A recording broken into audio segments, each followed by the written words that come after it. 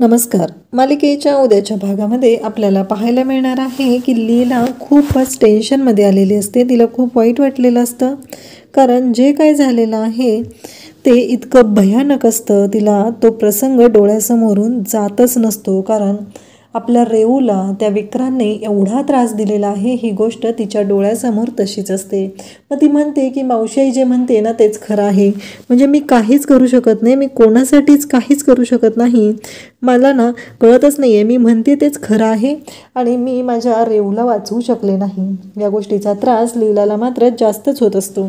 मग तिच्याकडे जे पेपर असतात ते पेपर घेते, म्हणजे तिला मावशी ती जी जशी आधी सांगायची की तुझ्याकडून जी चूक झालेली आहे ती लिहून ठेवायची आहे, आणि त्याच पद्धतीनं लीलाने आता ते पेपर घेतलेले असतात आणि त्या पेपरवरती तिच्या घडलेल्या चुका त्या लिहायला सुरुवात करते. पहिली चूक असते ती म्हणजे लीला म्हणते की मी त्या विक्रांतला ओळखू शकले नाही, मी त्याला ओळखण्यात चुकले, ही माझी पहिली चूक आहे. दुसरी चूक ती म्हणजे मी माझ्या रेऊला त्या विक्रांतपासून वाचवू शकले नाही. आणि त्यानंतर असं ती लिहित असते. तिला आठवत असतं तिने विक्रांतला आणि त्याच्या बायकोला एकत्र पाहिलेलं असतं. त्याचबरोबर रेऊने विक्रांतसाठी तिच्या हाताची शीर कापून घेतलेली असते, स्वतःचा जीव देण्याचा प्रयत्न केलेला असतो. त्याचबरोबर तिला आणखी आठवत असतं ते म्हणजे जेव्हा रेऊसाठी तिने त्या पोलीस स्टेशनमध्ये गेलेली होती विक्रांतला भेटायला, तेव्हा विक्रांतने तिला जे सांगितलेलं असतं ते म्हणजे विक्रांत तिला म्हणालेला असतो की तू तुझ्या बहिणीच्या आणि माझ्यामध्ये येऊ नकोस, अन्यथा गाठ माझ्याशी आहे. असे प्रसंग तिच्या डोळ्यासमोरून जात असतात. तिला खूप वाईट वाटत असतं, कारण जे काही घडत असतं ते इतकं भयानक असतं, त्याचा विचारही करू शकत नाही. अशा गोष्टी घडत असतात. लीला खूपच डिस्टर्ब झालेली असते आणि ते जे कागद आहेत तिने हातामध्ये घेऊन रडायला सुरुवात करते. तिला भयानक वाईट वाटलेलं असतं. तिचं असं म्हणणं असतं की हे सगळं अशा पद्धतीनं व्हायला नको होतं, कारण काही झालं तरी रेऊचा जीव माझ्यासाठी महत्त्वाचा आहे.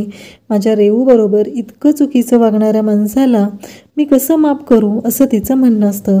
आणि तेच कागद हातामध्ये घेऊन लीला रडायला सुरुवात करते. आणि त्याचवेळी नेमकं एजे तिथं आलेले असतात. एजे लीलाला समजून सांगू लागतात की लीला काय करतेस तू हे, अगं असं नको विचार करू. लीलाला मात्र वाईट वाटत असतं, कारण जे काही घडलेलं असतं ते एजेही थांबवू शकलेले नसतात. त्या व्यक्तीला आपल्या घरामध्ये येण्यापासून कोणीच थांबवू शकलेलं नाही. या गोष्टीचा लीलाला त्रास होत असतो, कारण हा सगळा प्लॅन दुर्गाचा होता असं लीलाला वाटत असतं.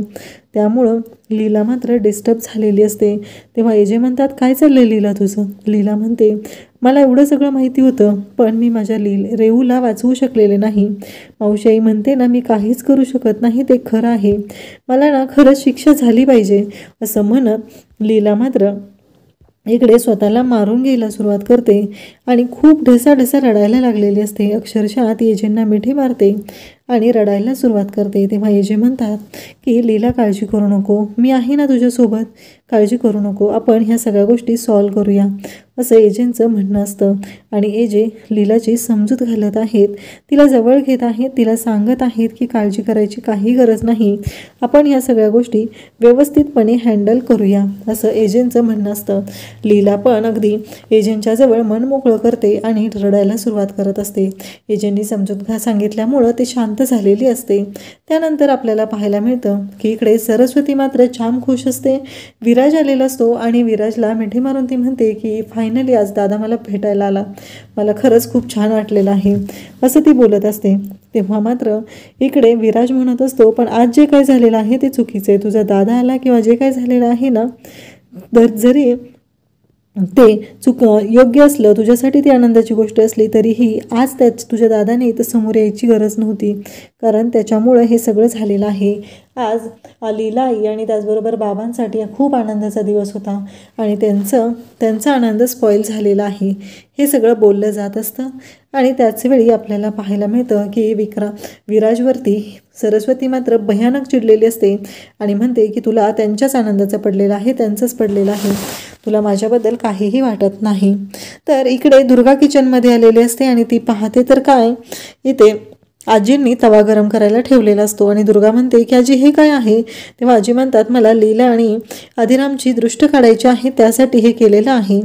इकडे आता किशोरला भेटायला विक्रांत आलेला असतो आणि विक्रांत सांगत असतो की जे काही घडलेलं आहे ना ते खूपच विचित्र असं आहे.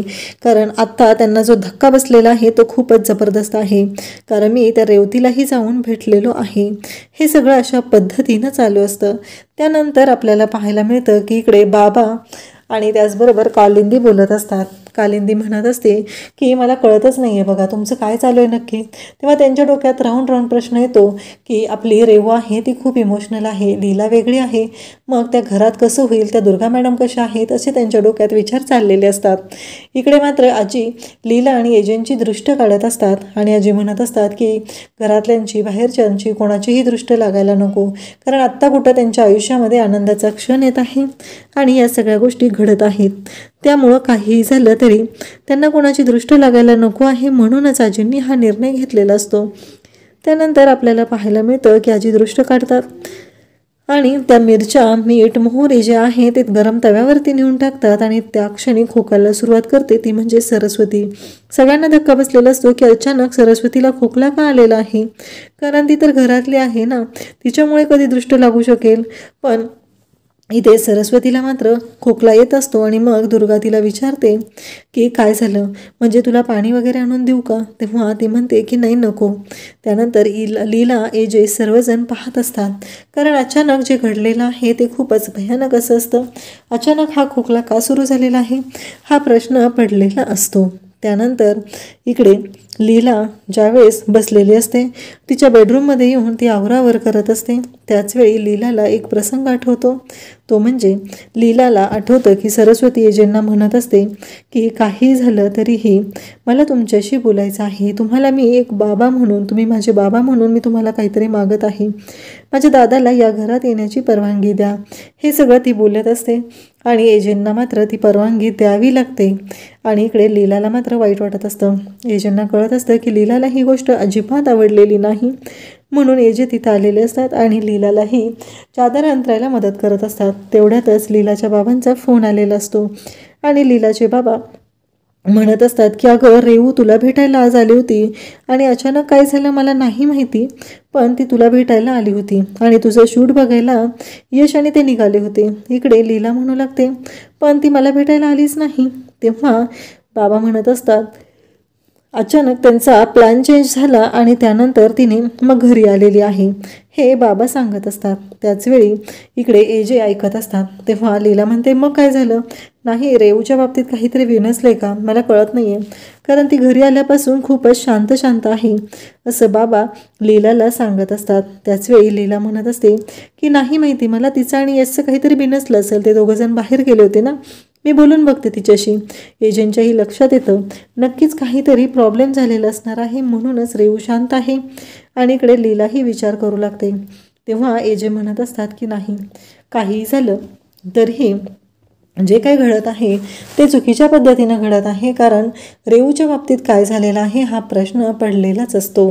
त्यानंतर एजे म्हणतात की लीला काळजी करायची काहीही गरज नाही, सगळं व्यवस्थित होणार आहे, तर मी आहे ना, आणि रेवती माझी बहीण आहे, तिच्या आयुष्यात मी काहीही वाईट होऊ देणार नाही, असं एजे म्हणत असतात. त्यानंतर आपल्याला पाहायला मिळतं की एजे आणि लीला एकमेकांची समजूत घालत आहेत. लीलाला एजे सांगत आहेत की विक्रांत या घरात येणार आहे किंवा त्याला जे मी परमिशन दिलेली आहे ती गोष्ट मला नाही पटलेली, पण आत्ता मी काहीच करू शकत नाही, कारण जे काय घडलेलं आहे ते विचित्र पद्धतीनं झालेलं असतं. त्यावेळेस एजे म्हणतात की मी आहे तुझ्याबरोबर, आपल्यातली मैत्री आहे, त्यामुळं एक मित्र म्हणून मी कायमस्वरूपी तुझ्याबरोबर आहे, त्यामुळं काळजी करायची काहीही गरज नाही. दुसऱ्या दिवशी सकाळी लीला उठून किचनमध्ये आलेली असते. तिने गॅसवरती दूध उकळायला ठेवलेलं असतं आणि तिने तिथे थांबलेली असते, पण दूध वरती येत असतं तरीही तिचं लक्ष नसतं.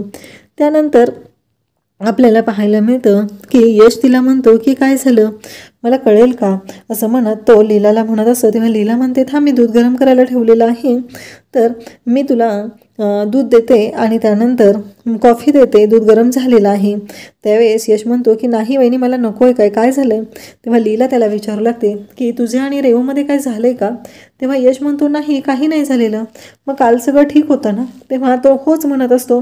तेव्हा मात्र इकडे दुर्गाला राग आलेला असतो आणि दुर्गा म्हणत असते ते तो तुम्हाला नाही म्हणून सांगतोय ना, मग तुम्ही कशाला वारंवार त्याला तो प्रश्न विचारताय, गरज काय आहे तुम्ही तो प्रश्न विचारायची, हे दुर्गा बोलत असते. त्याचवेळी तिने म्हणत असते की त्याने एकदा नाही म्हणून सांगितलंय ना तुम्हाला. त्यावरती लीलाच्या प्रश्नाला इकडे दुर्गा बोलत असते. एजे तिथं आलेले असतात आणि एजे म्हणतात की लीला आपल्याला निघायचं आहे. आणि त्याचवेळी एजे तसं म्हटल्याबरोबर दुर्गा म्हणते की एजे आज तुमची मीटिंग होती आणि मी ईश्वरूला सगळं तयार करायला सांगितलेलं आहे. तेव्हा एजे म्हणतात नाही मी मीटिंगला नाही जात, त्यापेक्षाही इम्पॉर्टंट काम आहे, रेवतीला भेटायला जायचं आहे. आणि त्याचबरोबर हे सगळं ऐकल्यानंतर दुर्गाच्या पायाखालची जमीन सरकते. अशाच अपडेटसाठी चॅनलला सबस्क्राईब करा. थँक्यू.